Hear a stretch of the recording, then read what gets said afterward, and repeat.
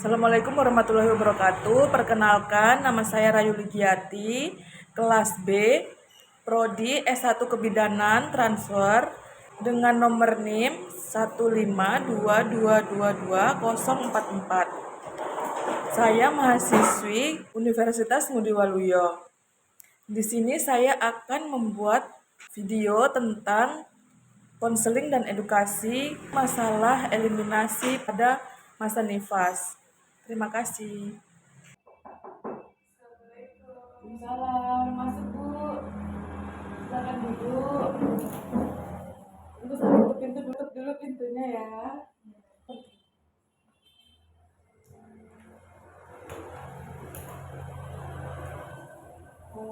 Perkenalkan dulu Bu, nama saya Bidan Budi.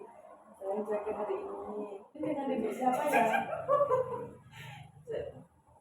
Ini dengan ibu siapa ya? Ibu Lina. Oh, Ibu Lina. Ibu Lina umurnya berapa? 25.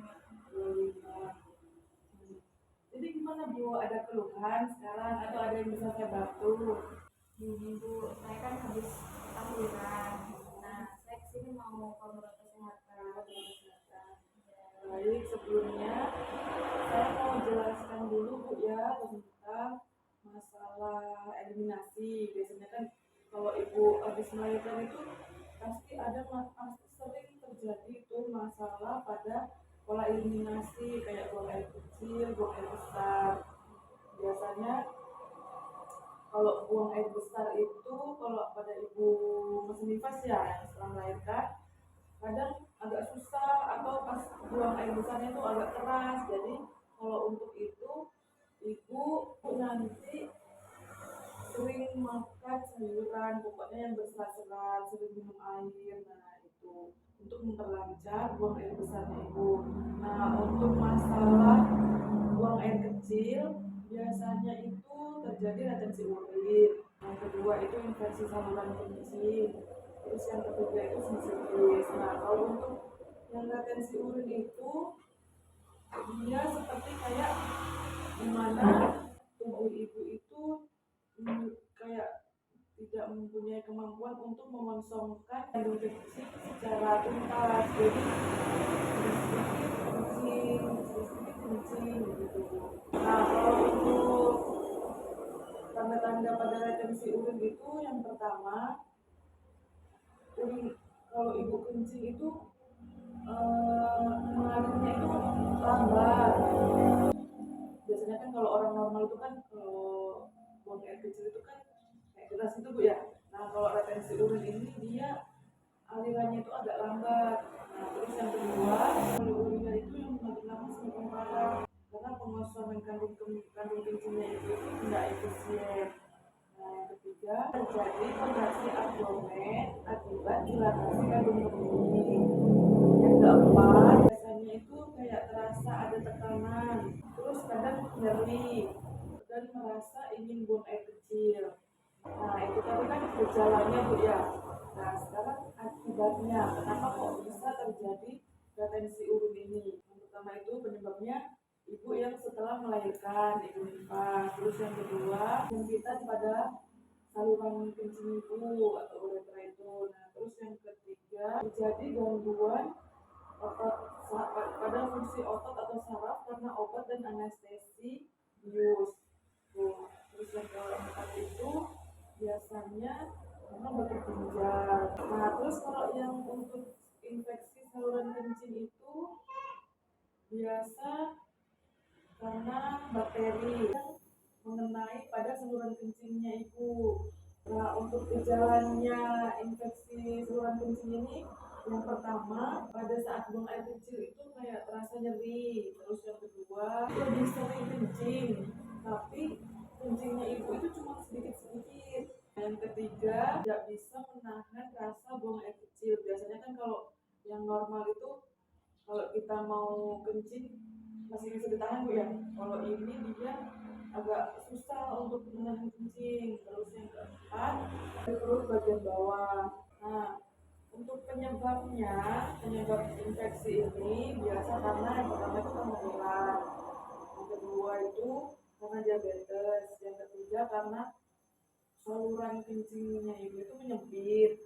Terus yang keempat, sering menahan kencing. Jadi kalau ibu mau rasa kencing, langsung kencing aja bu. Jadi nggak boleh kita menahan-nahan buang air kecil ya. Nah, terus yang kelima itu mobilisasi pada postpartum atau setelah melahirkan. Jadi kalau ibu setelah melahirkan itu ibu jangan cuma baring terus di tempat tidur. Jadi ibu harus kayak miring kiri, miring kanan. Jadi jangan cuma di tempat tidur terus.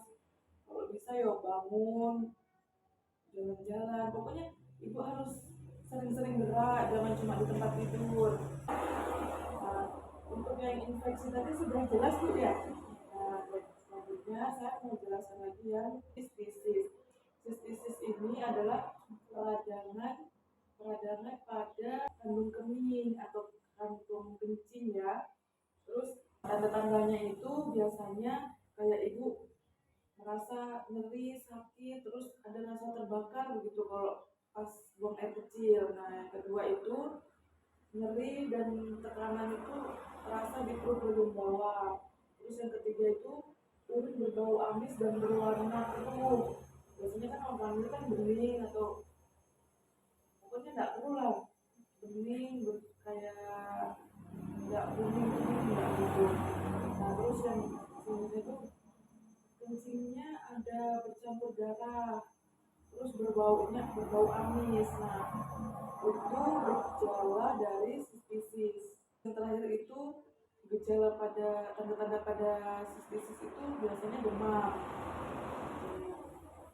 Selanjutnya penyebabnya itu biasanya karena bakteri Escherichia coli pada saluran kencing. Nah yang kedua itu pada penyakit tertentu kayak misalnya penyakit ginjal. Yang ketiga itu penggunaan bahan kimia atau misalnya sabun pembersih wanita. Jadi nggak boleh itu pakai sabun pembersih wanita tuh ya. Terus yang selanjutnya itu penderita diabetes atau gula dan pada wanita menopause. Jadi kalau ibu menemui salah satu gejala-gejala yang saya sebutkan tadi, ibu segera kontrol atau konsul ke tenaga kesehatan, boleh ke tempat praktek, klinik, puskesmas, atau rumah sakit. Nah, jadi gimana dari yang saya jelaskan tadi, ibu sudah paham ya? Ada yang mau ditanyakan? Sudah jelas, sudah jelas. Baik, kalau begitu untuk pendokumentasian saya minta tanda tangannya ibu ya. Terima kasih bu ya. Nanti jangan lupa kontrol lagi bu ya kalau ibu merasakan ada tanda-tanda yang saya sebutkan tadi. Saya mau pamit lagi. Oh, mau pamit ya. Terima kasih bu. Setelah kita melakukan tindakan, jangan lupa untuk mendokumentasikan semua tindakan yang telah dikerjakan atau dilakukan kepada pasien. Tulis tanggal, jam, nama, identitas pasien, kemudian tindakan. Setelah itu kita tulis nama kita, bidan, kemudian paraf. Terima kasih.